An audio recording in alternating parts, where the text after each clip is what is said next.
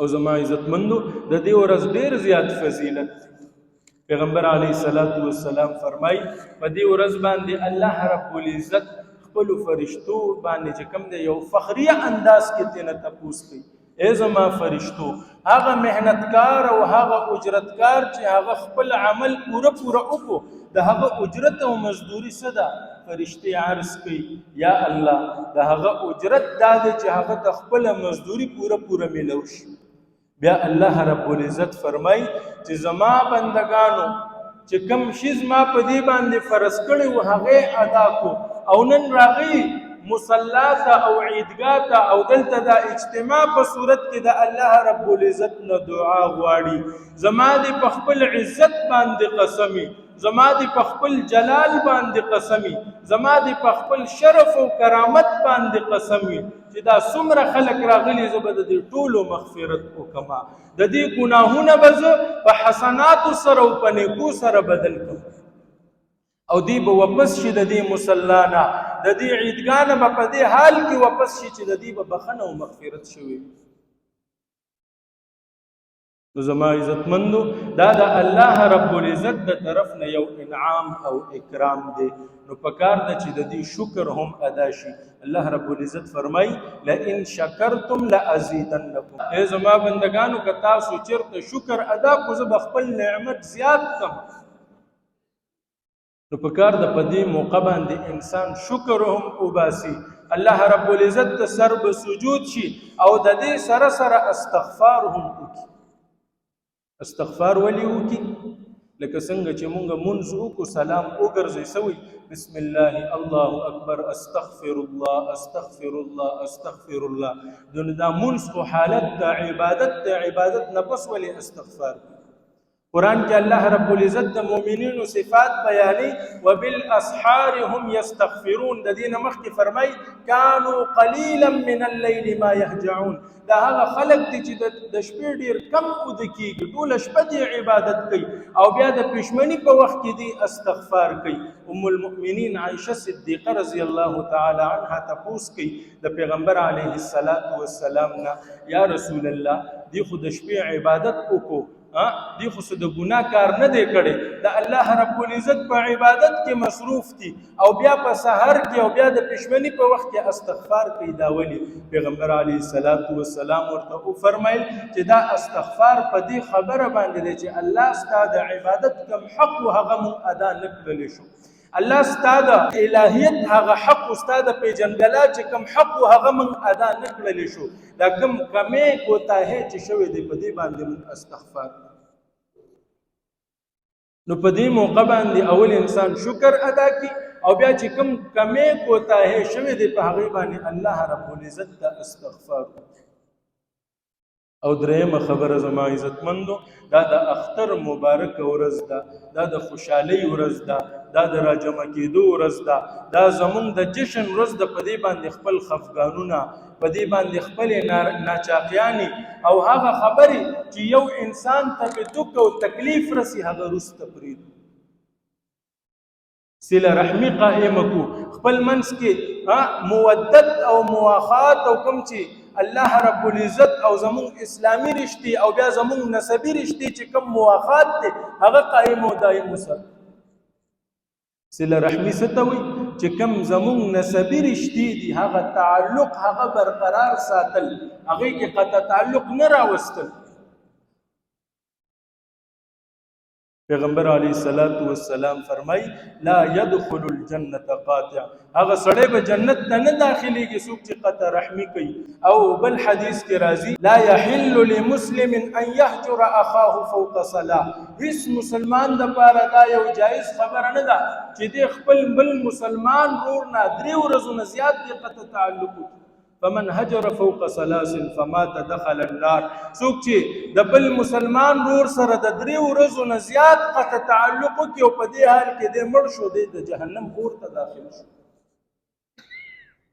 بل حدیث کې پیغمبر علیه السلام فرمای کچرته تاسو غواړئ چې تاسو په رزق کې برکت شي او تاسو په عمر کې برکت شي نو صله رحمی وکړئ صله رحمی وکړئ صله رحمی کمې رشتې دي لکه د زړه خپل رور سره صله رحمی پکار ده هغه رور چې هغه د انسان مټې دي د ده ملا پې مضبوطېږي. هارون علیه السلام باره کې موسی علیه السلام څه ویلي؟ هارون اخي اشدد به ازري، ای رب کریمه زما رور چې هارون دی په هغه باندې زما ملا مضبوطه کړه. نو دا هغه رور چې هغه ستا په ښې بده کې په کار راځي. هر کله چې په تا باندې یو تکلیف او مصیبت راشي ټولو نه لومبی به تا سره خپل رور ولاړ وي. خو نن د بد قسمته زمونږ معمولي دنیاوي مفادات او دنیاوي معاملاتو د وجې مونږ دومره یوه عظیمه رشته په هغې کې درار راغلی دی، په هغې کې توړ راغلی دی. د اختر په مبارکه ورځ باندې هم دورونه داسې وي چې هغې یو بل سره نه مخامخ کېږي او نه تر غاړې وځي. یعنې چې کله هم په تا باندې یو سخت راله، یو مصیبت در باندې رالی، همدا رور به ټولو نه پیل ستا په شا باندې ولاړ. یو بزرګ له یو سړی رالی و چې زما رور دی هغه سره مینه لګي ده، څه معاملات دي د هغې په وجه باندې. ما ته داسې یو عمل وښایه چې د ده طرف نه زما دا زړه پاک شي. هلن کې زما یاران دوستان شته دی، زما ښه پوره خپله حلقه شته دی، هغوی ما سره هر قسمه ملاتړ او تعاون کوي، خو د دې رور د طرف نه مې زړه نه پاکېږي. داسې یو عمل راته وښایه. هغه ورته ته لاړ شه، داسې وکړه، یو چیلی حلال کړه او یو بوجۍ کې بند کړه. دا کومو دوستانو باندې ته ډېر زیات نازېږي او په هغوی باندې فخر کې هغوی یو ازمۍ خو که په هغوی باندې یو امتحان وکړه، هغه امتحان بیا په رور باندې وکړه. د وینا مطابق یو چیلی حلال کو، ذبحه شوی بوجۍ کې بند دی، د بوجۍ نه وینې څاڅي، د په اوږه باندې اول هغه ملګرو له لاړو. یاره چا سره مې څه مسله راغله په ځان پوه نه شومه، کس مې د لاسه قتل شو. درازه لږ را سره لاړ شو چې دا اوس دفن کو چېرته یې په دریاب کې چې کوم دی لاوکو سیند ته ورته. هغه ملګري چې دی پې فخر کوي او نازېږي هغه ترې نه وروسته شو چې نه دا خو به سبا پولیس مونږ پسې هم راځي، که چېرته تفتیش او تحقیق وشو نو دا جرم کې به بیا مونږ هم تا سره شامل یو، مونږ تا نه معذرت کوو. یو ملګري له لاړې، بل ملګري له لاړې، اخره کې هغه رور له ورځي چې کوم ده نه خفه دی. ای وروره ما نه داسې یو غلطي شوې ده، قتل مې کړی دی، پوه شوی نه یم په ځان باندې، را سره لږ مدد وکړه چې دا سړی دفن کړو. هغه رور ورته وایي چې لالا ته په خلار باندې کښېنه، زه پوه شه او دا مړی پوه شه، زه به یې یوم سم، زه به یې دفن هم کم، هسې نه چې چېرته دې مړي سره تا څوک وویني او سبا چې کوم دی پولیس تا ګرفتار کړي او تا سختې ته ورکړي. نو رور چې کله په تا باندې یو مشکل او مصیبت راځي ټولو نه پیله به تا سره ستا خپل رور ولاړ او د مشر رور درجه هغه بیا د پلار ده. مشر رور به خپلو کشرانو سره چې کله د انسان والد وفات دی دی به خپلو کشرانو ورونو سره دغه رویه ساتي چې کومه رویه پلار خپلو بچو سره ساتي، او دغه رنګې کشران رونه به مشر له هغه عزت ورکوي کوم چې د خپل پلار اکرام او عزت کوي. دویم پسې له رحمۍ کې والدین، مور او پلار د انسان. نن سړی د مور او پلار نه هم خفه دی، په معمولي خبره باندې هغې سره هم ناچاقي راغلي. حالان کې د مور په باره کې پیغمبر علیه السلام فرمایي چې دا د جنت د دروازو نه یو دروازه ده. د پلار په باره کې فرمایي رضا الرب فی رضا الوالد، د الله رضا د پلار په رضا کې ده او د الله ناراضګي د پلار په ناراضګۍ کې. او دا داسې هستیانې دي چې د دې دعا بالکل په معمولي وخت کې الله رب العزت د خپل بچي په حق کې قبلوي. یعنی د دې په دعا کې هیڅ قسمه څه حجاب نشته دی. پیغمبر علیه السلام فرمایي څلور دعاګانې داسې دي چې هغه مستجاب دي، هیڅکله هم نه رد کېږي. په هغې کې یو د مور او پلار د خپل ماشوم او د اولاد په حق کې دعا ده، د مظلوم دعا، دغه رنګې د مسافر دعا. امام بخاری رحمت الله تعالی علیه چې کله پیدا شو دا نابینا دی، پیدایشي نابینا. 3 ورځې مسلسل مور الله رب العزت ته جړه فریاد کوي چې الہ العالمین دا کم ماشوم او نعمت دې راکړو دا را باندې کامل کړه دا بینایي واپس کا.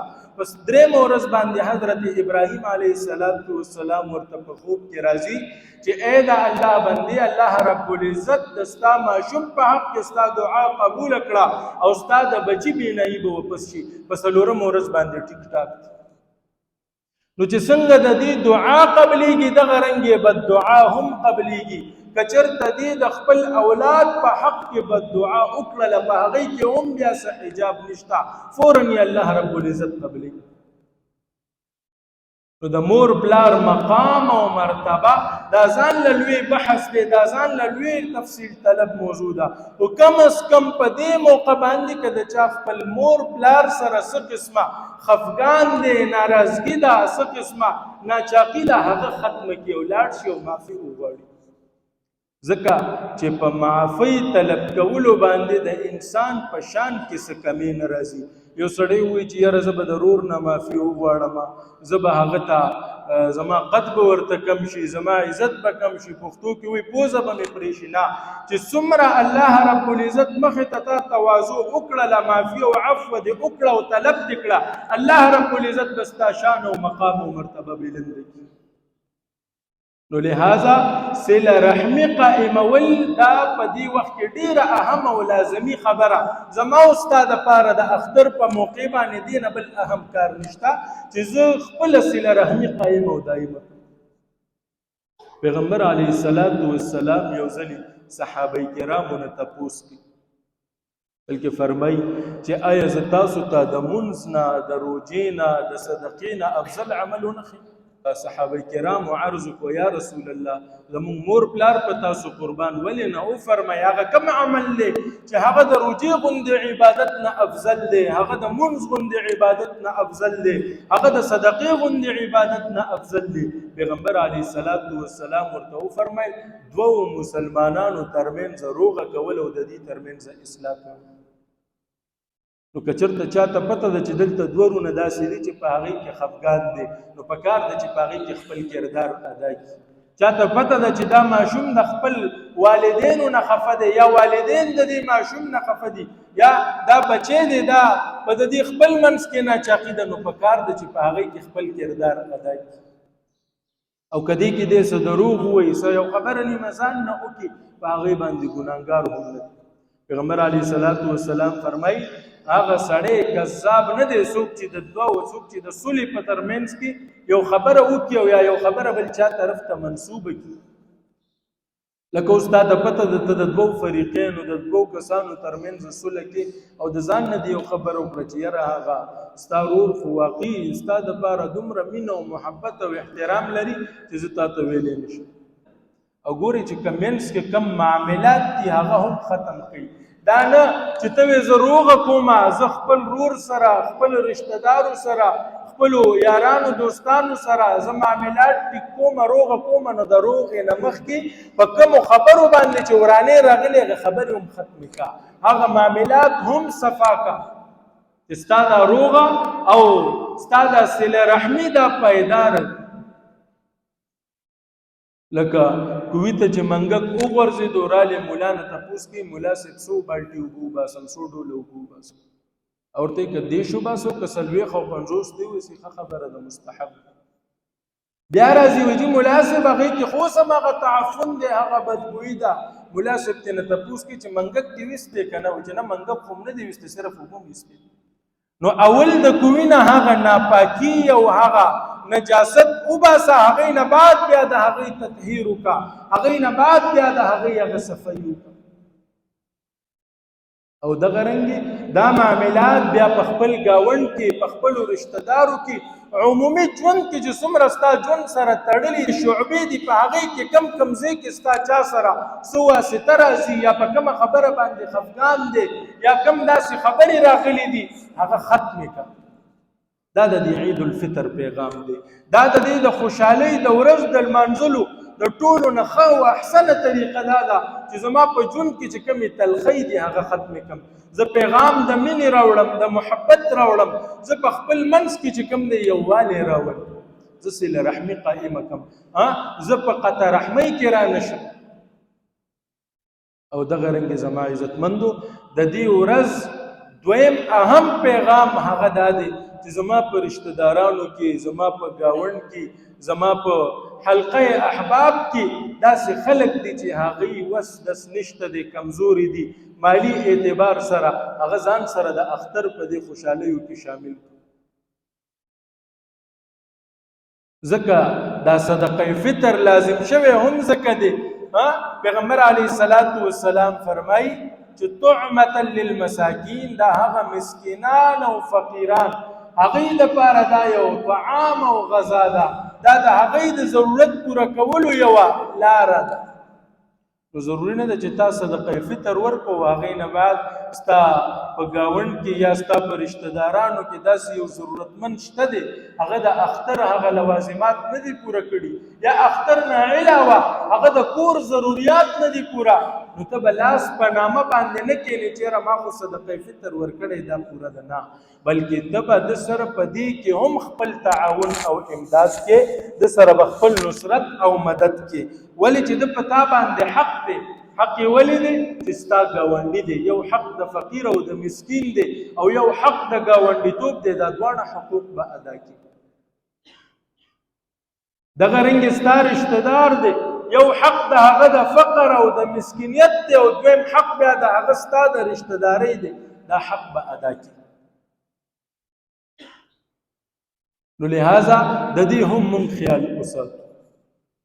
درېیمه خبره، په دې ورځ باندې اکثر زموږ مسلمانان وروڼه خویندې چې چېرته په دې کال کې پوره کال کې چا کره مړی شوی دی، په دې ورځ به ورځي هلته به تعزیت کوي او هغوی ته به دعا کوي. ګورئ په یو مسله باندې ځان پوه کړئ، تعزیت دا د مړي شریعت دا 3 ورځې مقرر کړی. که د خاوند ښځه ده هغې باندې خپل عدت دی، د هغې نه علاوه چې څومره ورثه دي، څومره رشته دار دي، څومره یاران دوستان دي، څومره اعزه او اقارب دي، په دې ټولو باندې 3 ورځې تعزیت دی. د 3 ورځو نه بعد بیا تعزیت کول په دې باندې بیا تاته ثواب نه میلاوي. ګوره دعا او ایصال ثواب هغه بیل شیز دی، هغه ته په هره موقع کې کولی شي. ستا داسې یو عزیز دی هغه دپاره ته ایصال ثواب کې څه تلاوت دی وکړو، ذکر اذکار دی وکړو، مالي صدقه دی وکړه، هغه پسې دې وبخله، د هغې ثواب هغه ته پوره پوره میلاویږي. خو نه د دې کال په د هغه تېر اختر نه پس یو مړی شوی یا غټ اختر نه پس یو مړی شوی دی، په دې ورځ باندې بیا تلل هلته کې تعزیت کول، د هغې هغه غم را تازه کول، نو دې نه منع راغلي. ګورئ په دې ورځ باندې د الله رب العزت د طرف نه روژه نیول هم حرام دي. ولې چې دا 30 ورځې تا روژې ونیولې، هغه وخت کې د روژې نیولو حکم اوس د افطار حکم دی. په دې ورځ باندې شیطان نه علاوه بل هېڅوک روژه نه نیسي. نو دغه رنګې دا د اختر ورځ دا د خوشحالۍ ده. په دې ورځ باندې که ته چا دپاره د خفګان سبب جوړېږي او هغه دپاره د زړه خوږي سبب ګرځېږي، نو دا هم ناروا او حرام. نو دا رسم دی، د دې رسم نه هم اجتناب.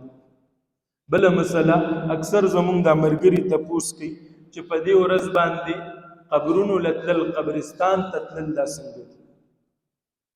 ګوره نفس قبرستان ته تک په هغې کې څه ممانعت او مضایقه نشته دی. که ته لاړې قبرستان ته، هلته کې چې د کوم دی د خپل وس مطابق څه تلاوت وکړو، نور یا څه صدقه دې وکړه، د هغې ایصال ثواب دې وکړو، ښه خبره ده. د اختر په ورځ باندې قبرستان ته تللو کې هم څه مضایقه نشته، ناجایز نه دی، جایز دی. خو که چېرته د اختر په ورځ باندې قبرستان ته تلل ته لازم ګڼي، تا دا خبره د دې التزام دی کړی چې زه به خامخا ځم، لازمي به ځم، او هغه ته شریعت ګڼي او ثواب یې ګڼي چې دا د اختر د اعمالو نه یو عمل دی چې زه لاړ شم قبرستان ته، نو دا ناروا دی، دا بدعت دی. او بدعت چې کوم دی نو هغه د هغې خپل قباحت دی. نو که نفس قبرستان ته ځي، خپل پلار قبر لځي، خپل بچي قبر لځي، په دې کې څه مضایقه نشته. خو دا تک چې کوم ته کې دا لازم مه ګڼه. داسې لازم ګڼل که لا نړم نو ګناهګارېږم، داسې لازم ګڼل. یا زما دپاره دا تګ لازمي دی زما قتلا لړم نو دا بیا ښه خبره نه ده. نو دغه شی بدعت دی، دې نه به ځان ساتي.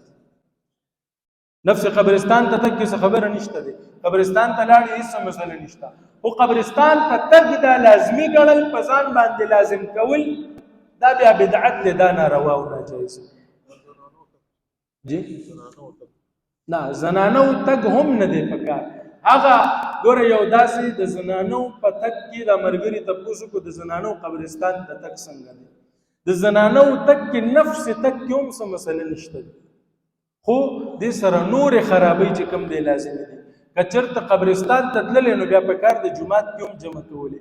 د جمع غوندې عظیم عبادت نه چې زنانه منې کړلې شوي دي چې دې کې فساد راځي او معاشره کې ګړبړ راځي، په دې وجه باندې دا زنانه به د جمع مونځ نه کوي، دا به په کور کې خپل مونځ کوي. نو په دې باندې بیا قبرستان هم قیاس کا. هغه فساد چې کوم د جمع په مونځ کې جومات ته په راتګ کې دی، هغه قبرستان ته په تګ کې هم دی. الله رب العزت دې سم وویل سم واورېدل، په دې باندې مال او تاسو ټول له عمل کولو توفیق راکړي. واخر دعوانا ان الحمد لله رب العالمین.